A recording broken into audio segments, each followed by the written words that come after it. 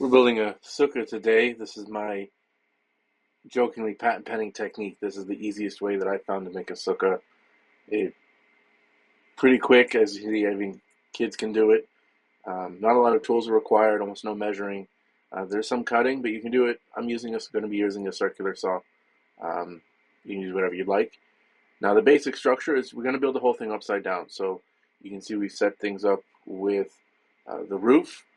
So I like having an odd number. It just depends on whatever you have. Um, we set all the 2x4s on the ground. The key thing is that the lumber for the roof, all of the interior pieces are in the same way. You're not like trying to overlap anything or doing anything fancy. And then each one is going to get 2 screws into the end. We're just eyeballing center to the center one, and then halfway we split the difference. We go halfway into each one, which is pretty straightforward. It works pretty well. We have some stones on the ground to aid with that. And then, as a prep, I'm going to go ahead and cut some supports. You do this later, do this now, but we're going to need it. I went ahead and broke out a square for this just to get those angles nice and pretty, but you don't have to do that. Again, anything works. I just eyeballed how long it would be. I get 6 to 8 angle pieces per 2x4.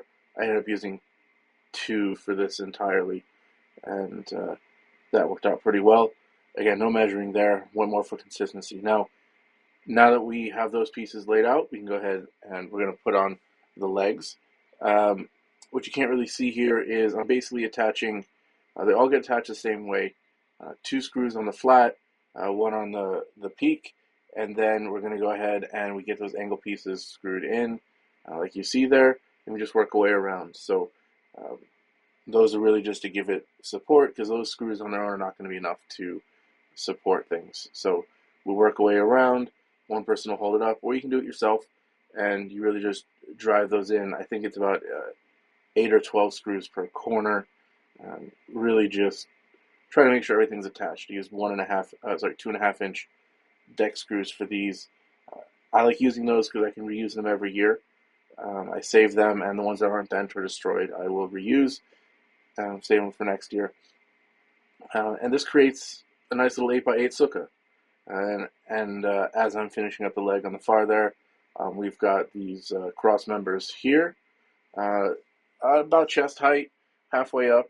We're looking more for evenness than we are for necessarily being level. We can adjust this later as to make it safe for supports.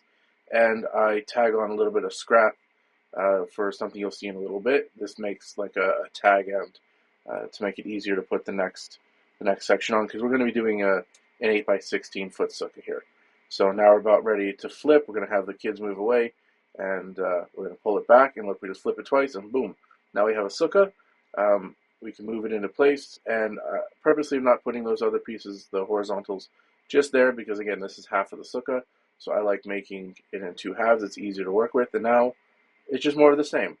We're going to go ahead and lay out the roof and get those all tacked together. Again, 2 screws per board. Everything that's a 2x4 or 4 inches, you want to. And you can use about anything. Like I said, I like using the Torx screws. I find they cam out a whole lot less. They're easy to drive, and they're coated, so I can easily find them on the driveway afterwards. Right, get a color that contrasts with the surface, so this way you can find it, because screws love to find tires. So I've got the girls bringing on, delivering 2 more legs. I'm going to use the remaining little angle bits that from before, more of the same.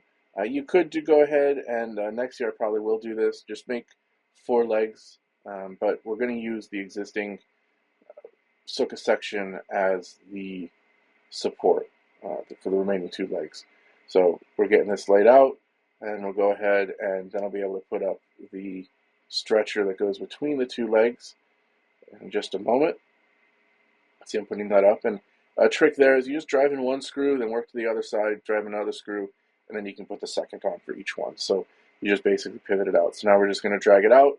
We're going to flip it and catch it on the roof of the first segment. And then we can pull it out slowly, and it'll catch on those little tabs earlier. And now the only time I use a ladder for this building part is I just drive 3 to 5 screws right through the middle just to pull it together. And now we have the main part of the sukkah. We can tweak the cross members. We can go ahead and get those together. And this is where I realized I probably should have put on other, like, just some measurements didn't work out. But then again, I didn't measure anything, so we just add a little bit of space or padding just to pad it out so I can easily connect this support here. And this is mostly for cosmetics and to give that horizontal piece something to connect to. We're just tweaking it up for looks. Again, I haven't pulled out really any measuring tools at this point. We're all just going because these boards are pretty much the same size. So as long as we connect it the same way on symmetrically, we'll be good.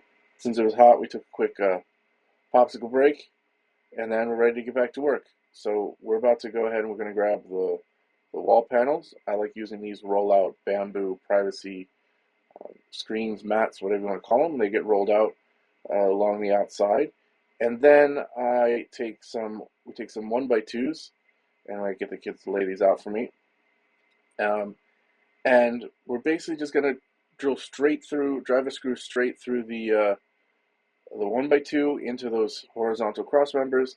And on the bottom, we just make a sandwich with 2 1x2s, one on the inside, one on the outside. And again, we're just going to drive it straight through into the support legs. That stiffens up these walls quite a bit. Otherwise, they would be a little too floppy to use as a regular Sukkah wall. This makes them a lot stiffer, makes them really sturdy. And then I find, I guess, like you can see, one roll of this stuff from the big box store does a little bit less than half of the 8x16 foot sukkah, and then we just tie it together and continue wrapping it around, so we're able to get the minimum 2.5 sides to be a kosher sukkah. And I guess the wall of the house in this case works partially like another wall. But then we're able to just tack it in. Now you don't want to use the full length screws here. If you do that into the 2x4, you will end up poking through, so you'll probably just need a second size screw. I came back and used some just cheap drywall screws for those. I just threw them out afterwards. I don't like reusing those.